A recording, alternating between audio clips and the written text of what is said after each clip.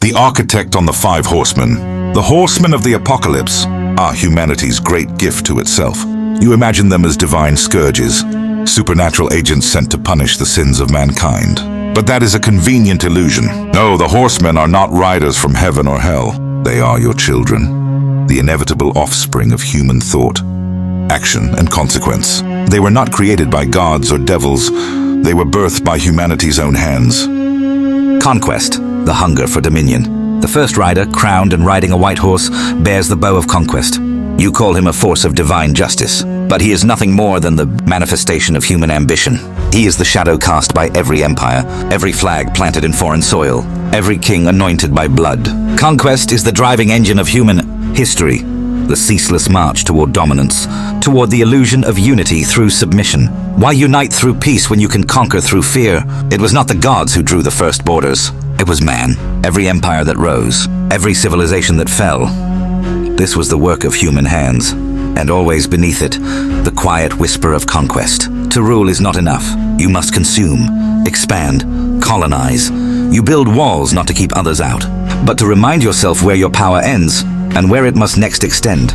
Conquest was born the first time one man raised his hand against another and saw that violence could shape the world. Atinu, war, the industry of death. The second rider, upon a red horse, carries a sword, but his true weapon is not steel.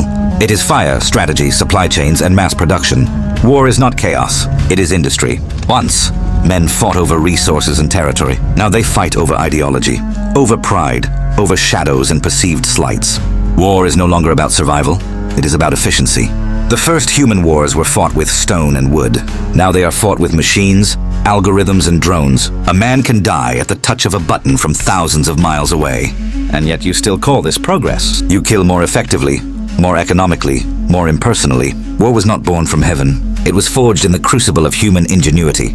And now it is self-perpetuating, an engine that fuels itself on profit, power, and the ever-present fear of the other. You worship war in the form of military parades and national anthems. You immortalize it in statues and monuments, and you are surprised when the rider comes? Famine, the scarcity of abundance. The third rider, upon a black horse, holds a pair of scales. But what he weighs is not grain or gold. He weighs disparity. Famine is not the absence of food, it is the unequal distribution of it. You do not suffer from true scarcity, you suffer from mismanagement, from greed. The earth produces enough to feed all of you, yet some starve while others drown in excess. Crops rot in fields while markets fluctuate. The poor die hungry while the rich die of overindulgence. Your famines are not acts of God, they are policy decisions, economic strategies, the inevitable consequence of treating food as a commodity rather than a right. It was not a God who made hunger. It was man, through hoarding, through economic manipulation, through the relentless pursuit of profit over life. Famine thrives not on emptiness, but on imbalance. Pestilence, the unnatural plague. The fourth rider upon a pale horse is not disease itself, but the system that breeds it. Disease is natural. Pestilence is manufactured. You crowd yourselves into cities, strip the land bare, alter the genetic code of the plants and animals you consume, and pump the air with poison. And you are surprised when sickness follows. Your plagues are not born of nature's wrath. They are the logical consequence of your own hand. Bacteria adapt because you force them to. Viruses mutate because you create the conditions for them to thrive. The greatest threats to your survival are not lurking in the wild. They are engineered in your laboratories, cultivated in your slaughterhouses, and spread through your global networks. Pestilence is the debt you owe to progress, the price of tampering with the structure of life itself.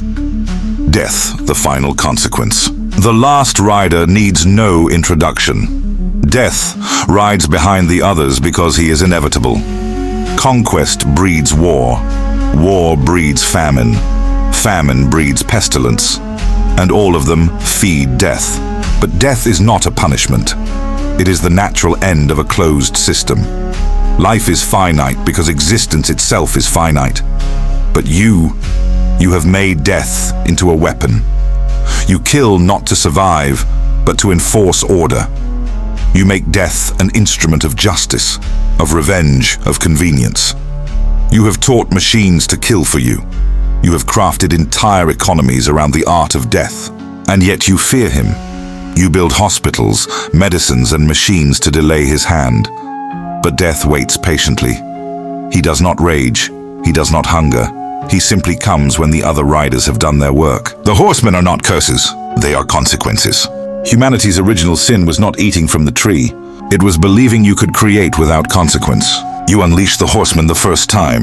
You sought to shape the world in your image. They are not punishments. They are the natural result of your own choices. You ride with them every day. When you build borders and armies. When you hoard wealth and withhold food. When you engineer sickness and profit from death. You are not awaiting the apocalypse. You are living it. The question is not when the horsemen will come. The question is whether you will ever dismount.